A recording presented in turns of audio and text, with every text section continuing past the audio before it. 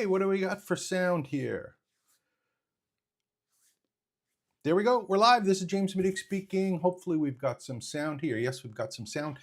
It's Monday morning. I got a really cool video for you today, or live stream. And the reason that this is cool because it's all about how things are changing so quickly with ChatGPT.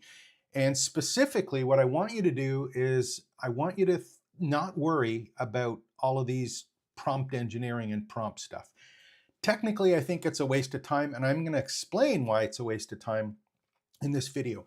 And I could, this thing is so big, I'm going to have to struggle to try and not talk too much about it. There's going to be a lot of stuff happening really quickly, and the big story here is don't get hung up on prompts. And here's why. If I look back, I'm not that old. I'm old, but I'm not that old. If I did a couple little searches today, and I was trying to figure out, how quickly things are happening and where we are with all of this prompting stuff. If you're creating how-to videos or tutorials, you're creating an online course, you're trying to teach something, all of the stuff we've been doing about writing a prompt, getting a response, writing a prompt, getting a response, it's all been about specifically how to generate some text or a script to read to do a video. I went through, there's an AI for that as a website. Right now there's 14,000 different AI tools. I think there was 36 that were specifically for creating online courses. And of all of those tools, all of the tools were about give me something about a lesson or a topic title, and I'll generate some text for you, or I'll generate some kind of script that you can use in a video that you're creating. So you're creating a course and it's just some text on the screen, a talking head video, a screen capture, and that's about it. So if we go take a look back and kind of figure out where we are in the big story of teaching stuff online and working through all of this, if you think about it just for a second, here's kind of where it goes. If I take a look and if you're using WordPress, for example, the visual editor is called Gutenberg. Now it's called Gutenberg because in 1440, that was the first time they actually created a printing press. So just think about that. 2024 today, 1440 is when they invented the printing press, where we had text only, and a way to distribute information was text only. A little bit later, first audio recording was in 1860. 1877, Thomas Edison just came up with the audio recording. So we went from text to audio, and that took 400 years. And you can guess where it turned into TV, where visual. So we had text, audio, visual. 500 years almost. Well, 600 years before the time we went from printing press to visual. So let's just take a look and think about, well, where does this all fit in now when it comes to ChatGPT? And just to give you a little bit of context here, we have, I'm just looking at my notes here, initial release of ChatGPT, 2022, November 30th. And it was text-based. All you could put in is text. You had to prompt engineer. You had to write a text and use that and get a response, go back and forth with text. March 2023, audio interface becomes available. And all that was is that if I speak into the microphone, all it does is converts it to text and gives you a response. So that audio is all about just a transcription of what you said. As opposed to typing it, you get to say it. But it didn't really change anything other than the fact that the input that you gave it was audio. That was in March 2023. Visual, March 2023. Now, the thing that's happened here that is so cool is that in ChatGPT 4.0 or 4.0, they announced audio prompting and visual prompting. So Gutenberg, printing press, visual, 600 years, 2 years to go from text only to this new type of prompting. And I'll try and put some links to it. Not everyone has it yet, but if you've got a smartphone and you've got your phones here, go and install ChatGPT. I have it here. Let me just picks it up. And not everyone has this now. And what it is there's a whole bunch of settings in there. And one of the settings that's coming out, it's being rolled out, it'll be available to everyone, I think, in the fall, is audio prompting and visual prompting. So how is this going to create or change online courses? It's going to make an absolute huge difference, and here's why. The way that this prompting works now is that there's a couple things that have changed completely. The first one is that it now understands context and emotions. So when you're actually conversing with ChatGPT, it's not just transcribing the text. What it does is it actually knows if you're excited, or more importantly, if you're despondent or sad, if you're serious or not serious, and the interactions that you actually have auditorily or speaking, chatting in a conversation are completely based on the nonverbal communication that you're also using with the text. Intonation, cadence, all of the things that are all that nonverbal communication, that stuff is now picked up. So if you take a look, and I don't know where this comes from. I learned about it in NLP and a couple other training stuff early, but you had 7% was textual communication. I think it was 35% was auditory, and you had 55% was nonverbal. But we started off only with that text at 7%. We've now got the text and the audio. So 50% of the communication that we're actually sharing with people is now open and being recognized by ChatGPT. So that is absolutely huge. Not only is it going to know about you, because it's going to have a memory of the conversations, the type of person that you are, the way that you speak, the questions you ask, everything is there. Also, the way that it responds, and you can ask it to respond, is based on the emotions that you have. So this is absolutely huge, and we'll go through some examples of how that fits in later. So that's the advanced audio that's coming. Again, select people have it right now. Not everyone has it, but it is coming out. And there's a whole bunch of examples of how this works on Twitter. And also, if you go to the OpenAI site, there's a demo on it as well. So that's coming, and it's coming soon. Not 400 or 600 years. It's coming in 3 months. So if you're worried about how do I structure a prompt, or how do I cut and paste a text prompt, don't get hung up on it, because you're going to be able to talk directly to your phone or your microphone on your desktop computer. You're going to be talking to it and having a conversation with ChatGPT. And I'll give you just an example of one that I had today, but I had to write it. So here's one that a little conversation that I had this morning before I did this. And again, this is a conversation. I didn't use any fancy prompts. I didn't use any kind of structures specifically. I used styles of prompting, not written, engineered prompts. And all it was a conversation. And we went through all of the different things that we're talking about today. Impact on learning, for example, of ChatGPT. Creation, all of this stuff is here. Voice conversations, replacing written prompts. So this was just stuff where I was using some of these styles of conversational ones. And again, I've covered these in a couple other videos. If you haven't seen them yet, there's a model where a video where I introduce Teach, which is the actual way to create content. They've also talked about authentic prompting, the different ways to make sure you're prompting and you're asking questions in a style, or including these questions in what you converse with. Make sure that it comes across and sounds authentic, any of the content that you get out. So there's all sorts of pieces that are in there, but again, it's just a conversation and having fun. So we had a long conversation, and out of this, what I got at this point still is text. And the input that I used was not talking, but I had to type. So how does this apply to courses or online courses or how-to material? What happens when we're creating how-to material?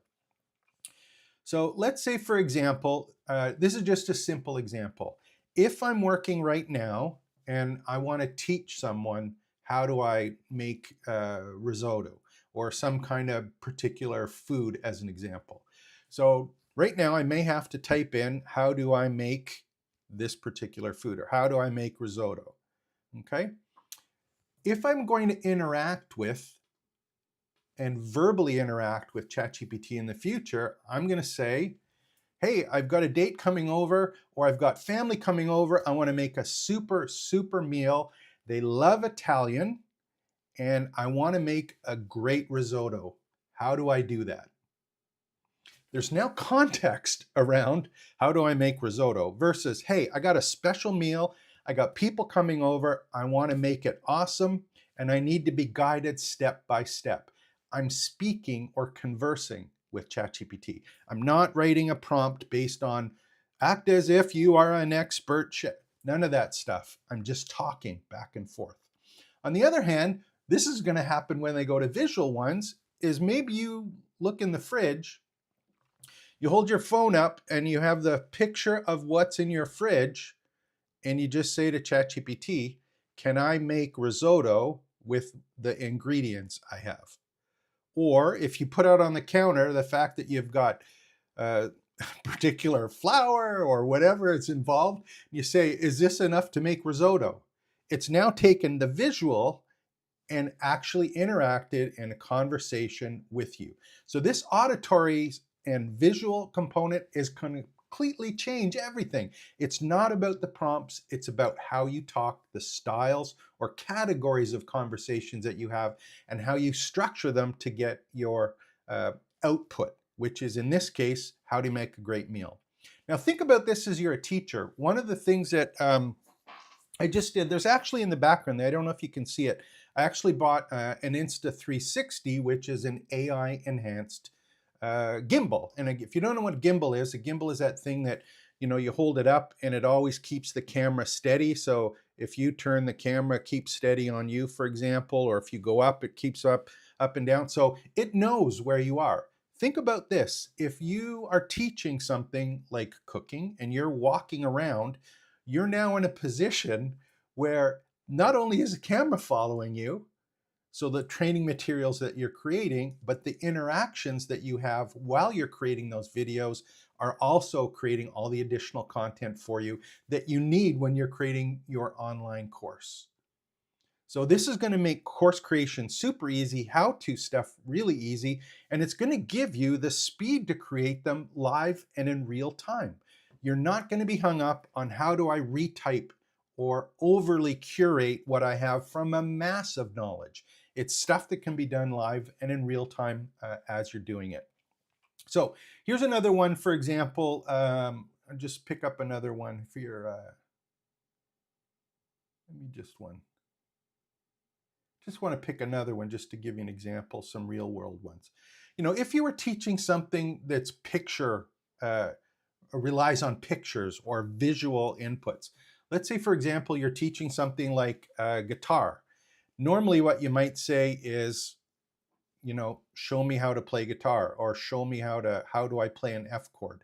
And if you use a text prompt and you say, how do I play an F chord when I'm playing guitar, you might get a description on place your right hand on here, place your left hand here with your first finger on. You might get some kind of technical description, right? What about if you just say to the tool, how do I play an F chord? Not typing out all of it, but just have a conversation. Or, for example, if you have it here, the F chord can be tricky. Let's break it down. Show me how you're currently doing it, and you're basically talking back and forth. Okay. Now, the big difference here in what's happened with this conversational mode, when I first started talking about conversational and that strategy of conversational prompting, it used to be a question, response, question, response. Now what's happened is the advanced AI, it can actually be interrupted. And you'll see some demos of this online. So if you go again to the OpenAI site, or you go on Twitter, X, whatever you want to call it, and just take a look at it, the people who do have some of the advanced audio versions on their phones are doing it. If you start talking and it starts to give a response and you start talking again, it stops. It's like a real person where you're chatting with. If they start down some kind of road and you go, no, I don't want to talk about that. No, I think you're wrong. Let's look at it this way. Again, it's not waiting for the prompt and then doing another text prompt. It's directly right in to the conversation, and ChatGPT will actually stop for you. Or just one of the other examples they showed was really cool, is they just said, just let me know from time to time that you're following. Give me a mm-hmm. So they were talking to it every once in a while based on where you were in the conversation. It would just say, mm-hmm. Could be, I got you, I understand. You could ask it to question you every once in a while to think about something else. But it's a conversation back and forth. It's not a text prompt. It's not prompt engineering. So here's one when you get into the visual kind of learning that's going to happen here. Let's say, for example, you've got your phone looking at you playing the guitar, and you're talking to the phone, and you say, how do I play an F chord? ChatGPT says, hey, how are you playing it now? Show me what you're doing. You show on the guitar, and it's going to converse back and forth with you on the guitar. So this stuff is happening. It's going to happen in the fall, so it's going to happen really quickly. The big point of this is don't get too hung up on prompt engineering and written prompts. It's a tiny piece of the puzzle. 7% of the way you communicate is in text. Audio and nonverbal stuff, that's where it's all going to be happening. That visual component is almost here. The audio is here for some people. Again, it's going to be coming out shortly. So I just want to go, I think I have some examples here that, the part that's at the end of the day, and you're looking at this and you're going, okay, how do I create online content? What are the pieces that I need to worry about when I'm creating my online course? The thing that's happening, because stuff is happening so quickly, think of your courses or your how-to content. You've got to think of it as a way to future-proof or do evergreen content. And what I mean by that is it's the core principles and pieces that you're going to want to teach that will apply all the time. Those specific tactics are going to change so quickly that you may have to redo or revisit these tactics to represent or show what's happening because things are doing just changing quickly.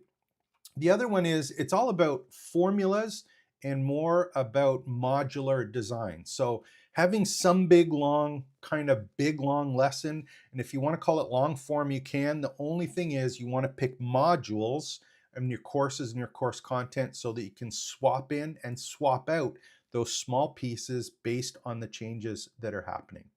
The other thing to think about is when you are creating these courses, if you know there's going to be audio prompting and video prompting, the course content isn't going to be just about a talking head and written text. So think about this for a second.